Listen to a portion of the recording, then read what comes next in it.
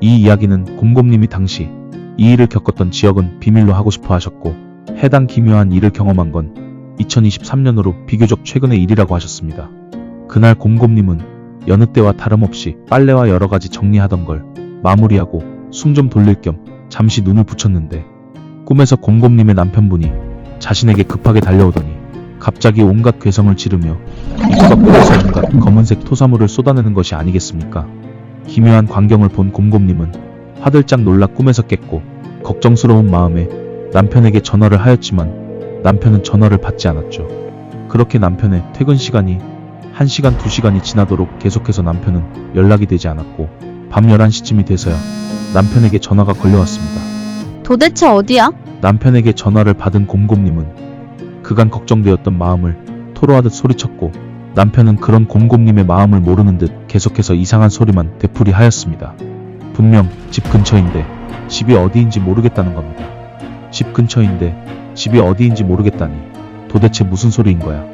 곰곰님은 화도 나고 걱정도 되고 해서 집 밖으로 남편을 찾으러 나섰고 동네 마트 근처에서 멀뚱히 가만히 서 있는 남편을 발견하게 되었죠.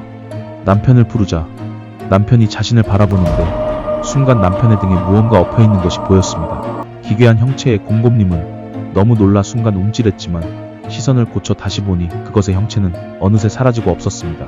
하지만 곰곰님은 그 순간 분명히 보았죠. 그 괴기하고 이상한 형체를. 하지만 곰곰님은 잘못 본 거겠거니 하고 자신이 본 걸 애써 부정하였습니다. 그 일이 있기 전까지는 말이죠. 어느 날부터 남편은 시름시름 앓기 시작했습니다. 잦은 두통과 열, 설사와 복통, 그리고 구토까지. 또 악몽으로 중간중간 잠을 이루지 못하는 날도 많아졌습니다. 병원을 다녀와도 그리고 약을 먹어도 남편의 증상은 나아지지 않았죠. 그러자 곰곰님은 주위 수소문한 끝에 1시간 정도 거리에 용하다는 한 무속인의 법당으로 찾아가게 됩니다.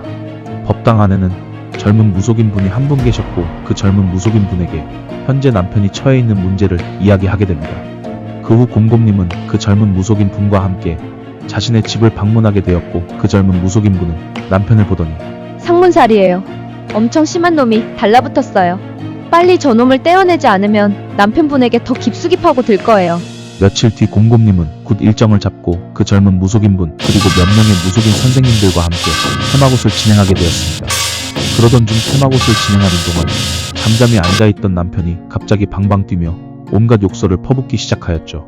주위 무속인 선생님들 뿐만 아니라 심지어 아내인 곰곰님한테까지 말이죠. 평소 욕을 잘 안 하던 남편이기에 놀랐지만 그 순간 남편은 마치 딴 사람을 보는 듯 했습니다. 순간 남편은 화가 많이 난 노인의 모습이 겹쳐 보이는 것 같았다고 하였죠.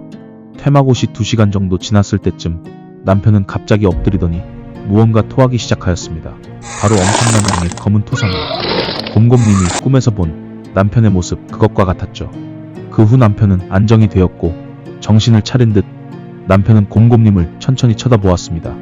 곰곰님과 젊은 무속인분 그리고 주위 무속인 선생님들까지 이제 다 끝났구나라며 안도의 한숨을 내쉬던 그 순간 아직 한 놈 더 남았잖아. 젊은 무속인분의 신어머니인 듯한 큰 무속인 선생님이 소리쳤습니다.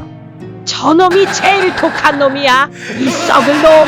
그렇게 테마굿은 계속되었고 1시간 정도 더 진행했을 때쯤에 젊은 무속인분이 곰곰님한테 다가오더니 활짝 웃으며 이제 다 끝났어요. 고생하셨어요. 라고 테마굿이 끝났다는 것을 알려주었다고 하셨죠. 남편은 굿이 진행되는 동안 내내 미친 듯 방방 뛰며 주위 사람들에게 욕을 했다는 사실을 전혀 기억하지 못하였습니다.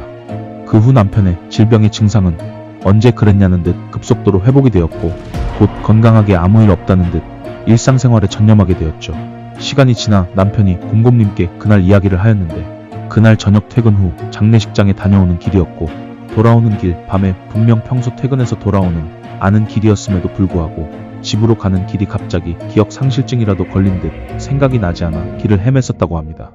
이 일은 정말 장례식장에서 죽음의 기운을 몸에 묻혀온다는 상문살 때문에 일어난 일이었을까요?